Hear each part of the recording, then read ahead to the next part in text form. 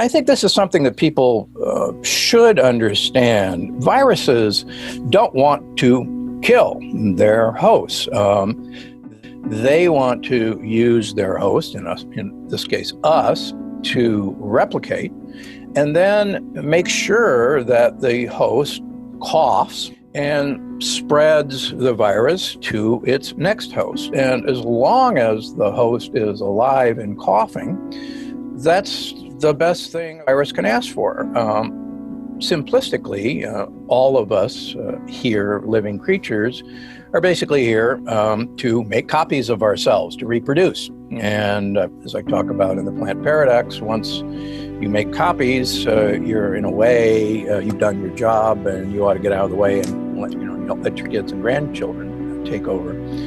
Part of the problem with this particular virus is it's a cousin of the common cold, and it's actually because it behaves like the common cold in terms of its infectivity that makes it so mischievous. By that I mean, for instance, a lot of discussion, particularly in the United States, was, well, in the United States, between 20,000 and 60,000 people a year die of the flu.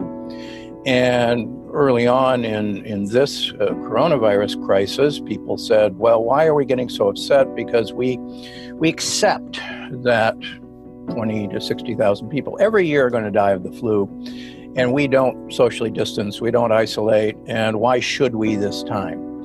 And I think the important thing for people to realize is that the flu, while certainly deadly, is not nearly as infectious, number one, as this COVID-19. And the flu has a very short incubation time, usually within 48 hours of exposure. If you're going to develop the flu, you know it. And you know it quite dramatically, headaches, fevers, you want to go to bed, you don't want to move. And so you know when you have the flu, and quite frankly, most people, when they have the flu, aren't out about spreading it.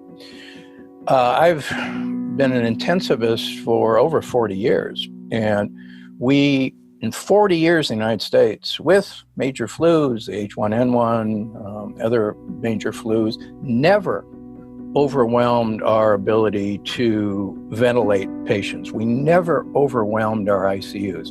Yeah, we got busy, certainly, but we never overwhelmed our ability to ventilate patients with the flu.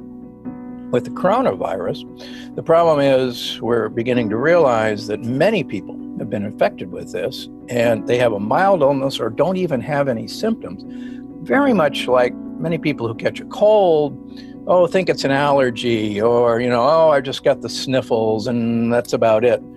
And this has been hitting, particularly in the United States, during allergy season when trees are beginning to bloom. So this virus is infective like the common cold, unlike the flu. And you can have this long period of time before you actually may show symptoms. So rather than a 2-day period of time for flu symptoms, you may go 7 to 10 days before you may start exhibiting symptoms. So there's this huge period of time where people have been walking around unknowing that they're spreading this virus. And the second thing, and I think we'll get into that, is that this virus, unlike the flu, in susceptible people, has just a horrible what's called a cytokine storm in the lungs that the flu doesn't do. And that's why so many people have ended up on ventilators. And once this process starts,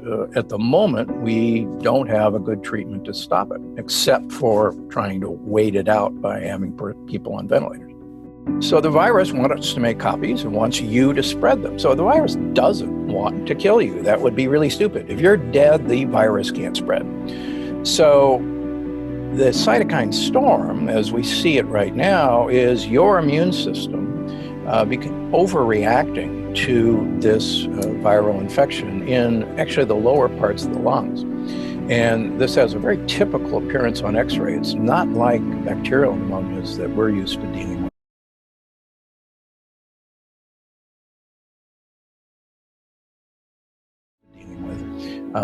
And it's this intense inflammatory reaction against the virus. And the whole idea of, clamping down on civil liberties goes actually against human nature.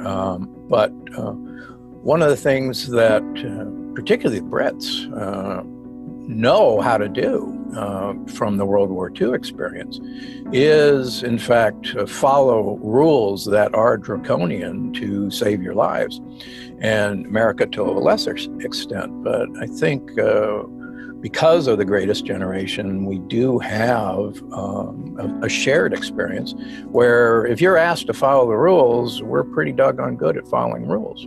Okay, let's suppose we hit a peak and we start going down, and we do allow people to mingle. There is some suggestion, particularly out of Singapore, that we will see a new peak as people who were assumed to be uninfected anymore are still infected.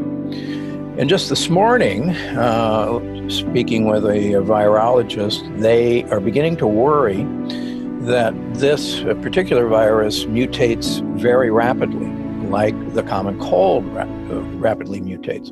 Here's the deal. Obviously everybody wants a vaccine, and that'd be a wonderful thing, but you have to step back for a second and realize there is no vaccine to the common cold. And we could build a vaccine to the common cold, but in 2 months that virus would mutate and we'd be at it again. We can build a vaccine to influenza, flu, but as all of us know, that virus mutates about once a year. And so we're almost always a year behind with the current flu virus. So imagine, and I'm not saying it's going to, but imagine if this virus, which is a cousin of the common cold, mutates like the common cold. And then all these projections are sadly much lower than what may happen. So there's two things that can happen. If it's a seasonal virus, we're going to get a break, but that means it's probably going to be back next fall and winter, hopefully in its same form. If we don't get a break, then this virus is going to mutate like the common cold, and we'll see. We are social creatures. My major, my area of study as an undergraduate at Yale University was in human biologic and social evolution, how we evolved socially.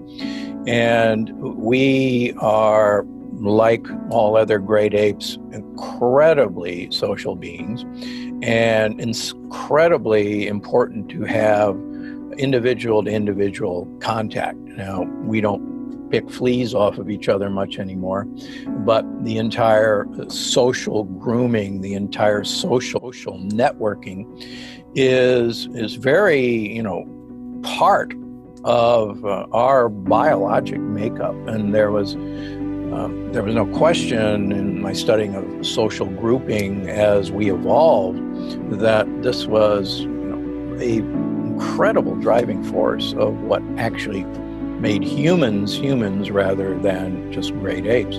Actually, the whole idea of face interaction, of looking at expressions, of watching eyebrows move up and down. One of the arguments against social media in general, or text messaging or Twitter, is you don't actually see facial expressions as someone is either praising you or cutting you to ribbons on social media. And it's that person-to-person interaction that we as a species thrive on and need.